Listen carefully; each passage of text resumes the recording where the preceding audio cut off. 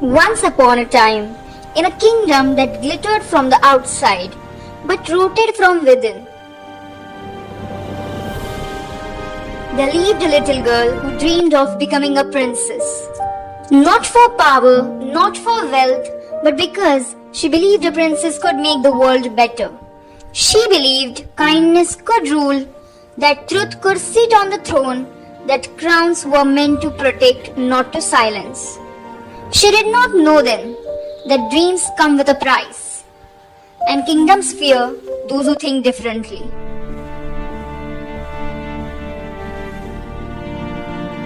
She did not know that one day she would be asked to trade her voice for a crown, to smile when lies were spoken, to bow when injustice passed by, to look beautiful while breaking inside. They told her, silence is grace, obedience is strength, power belongs to those who do not ask questions. But her voice wasn't an ornament. It was a weapon of truth, a song of resistance, a promise she had made to that little girl she once was. And so, she refused. She laid the crown at her feet, not in defeat, but in defiance. For she learned that a real princess does not rule a kingdom, she awakens it. And sometimes the bravest fairy tales are not about becoming royalty, but about choosing yourself over a throne.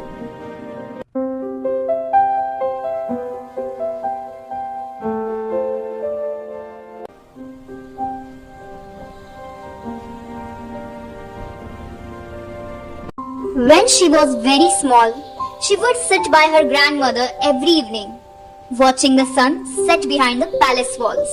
"Grandma?"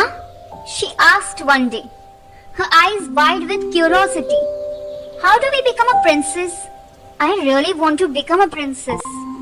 Her grandmother smiled softly, her hands wrinkled but gentle.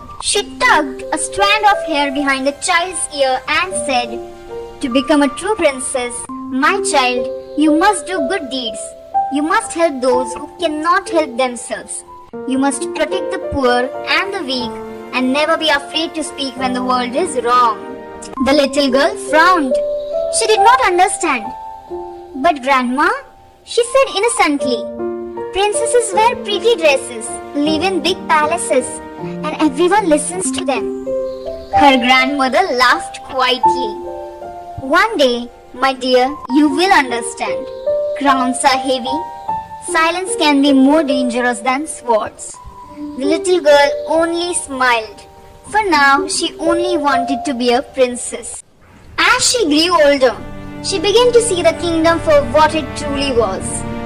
The palace glittered with gold, but beyond its walls were cries no one answered. The powerless were punished for speaking. Innocent people disappeared without reason. Justice was sold to the highest bidder. The king and queen ruled with fear. The people bowed not out of respect, but out of silent fear. And the princess watched.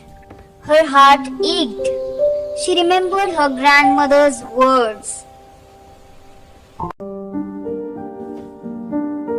She realized that a crown alone could never make the world better. Only a voice could.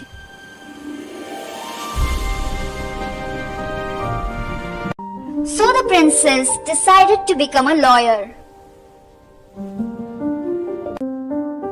Not for wealth, not for fame, but to speak for those who could not raise their voices.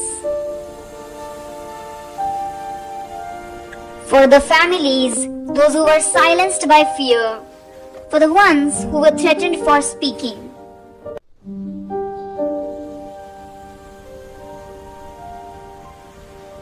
Her decision made the king uneasy.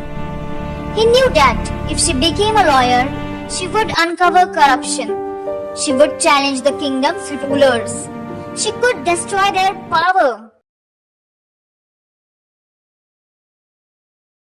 and that terrified him.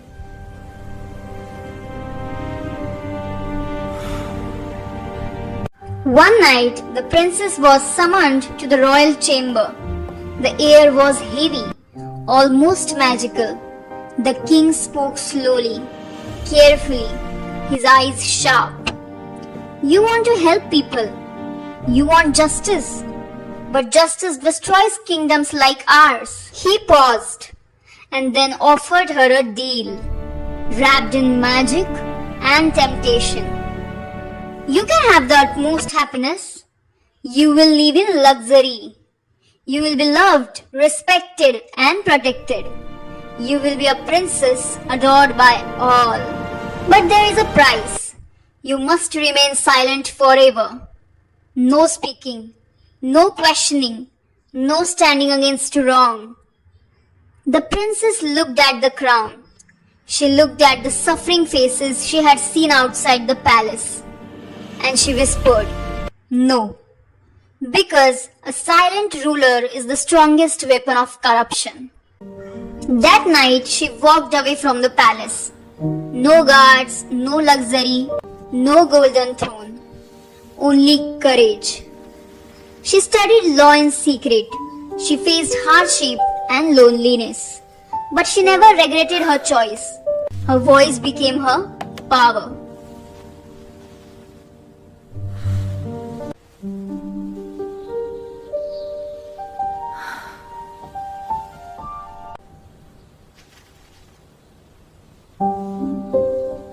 She fought the cases no one else dared to touch. She defended the weak and the frightened. She exposed lies. She broke false cases. Slowly the kingdom began to change. People no longer feared the king. Fear shifted sides toward the corrupt, away from the innocent. Justice was slowly returning.